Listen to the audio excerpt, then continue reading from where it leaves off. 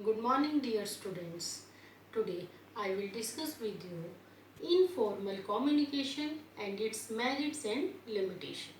Students, informal communication is that communication which flows without following official channel of communication. This is a communication which can be done in any direction. Clear?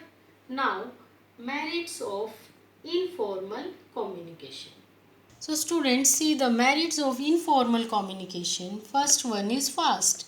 Informal communication is very fast because message is communicated very rapidly without following any official channel of communication.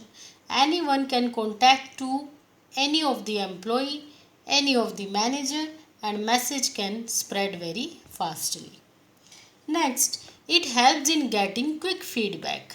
With the help of informal communication, managers can get quick feedback from employees. They can come to know about the reactions of employees with the help of informal communication. Next is informal communication clarify official messages by talking them over with friends. In case of informal communication, if any of the employee is having any doubt regarding any official message, they can discuss the message with their friends, with other employees, and can clear their doubt. In this way, with the help of informal communication, their official doubts are also removed. Next is it helps in developing better human relations in the organization. Informal communication is very much helpful in developing good relations, good human relations, because employees can discuss their problems, their views, their ideas with other employees, can create friends. So, in this way, good human relations are created under informal communication. Next is informal communication serves to fill possible gaps in formal communication. Students, because of the formal communication, gaps are created in the organization.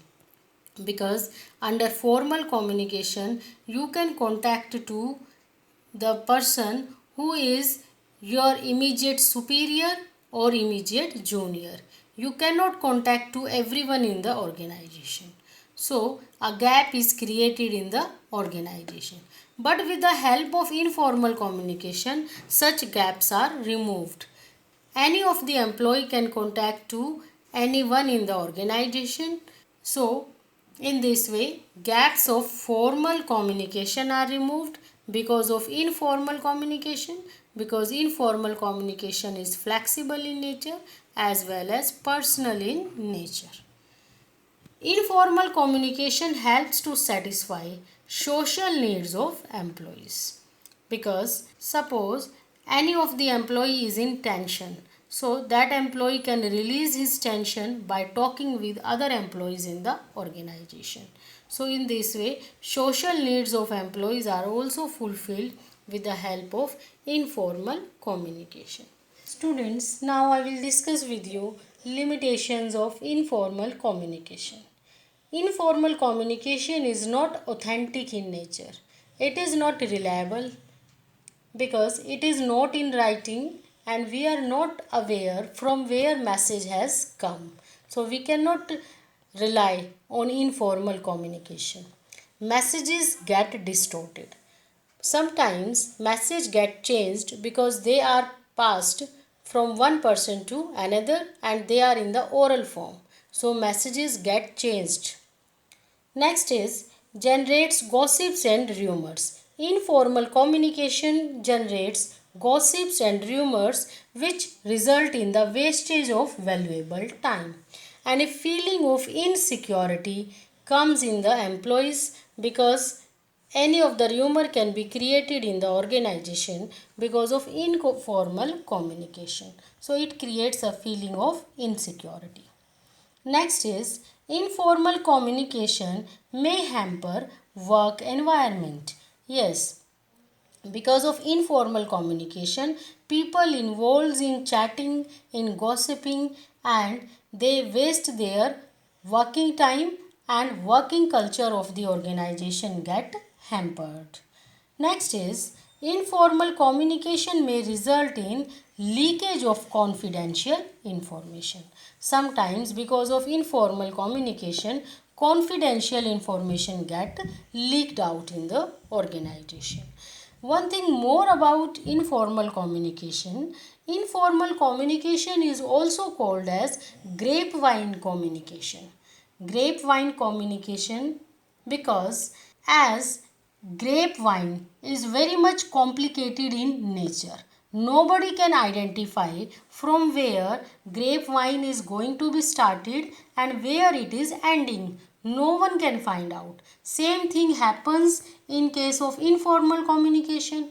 When a message comes in the organization, informally, nobody can identify from where it has come because we are not having any written record. Nobody can find out from where message is coming and up to where it will go. That is also very complicated in the nature. That's why informal communication is also called as grapevine communication. So here students, the topic of informal communication is over.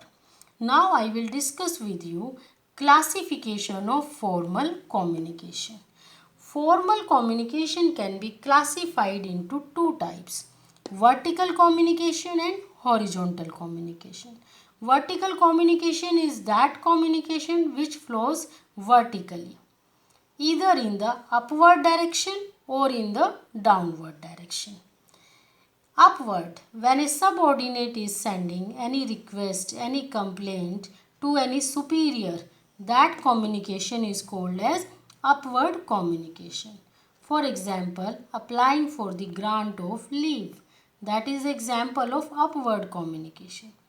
Downward communication, when a superior is giving any message to subordinate, like sending messages, like sending notice for attending meeting, giving order for completion of task on time.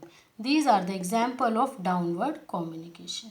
Now second type of formal communication is horizontal communication.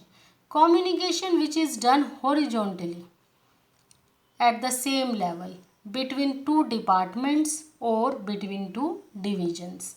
That is called as horizontal communication.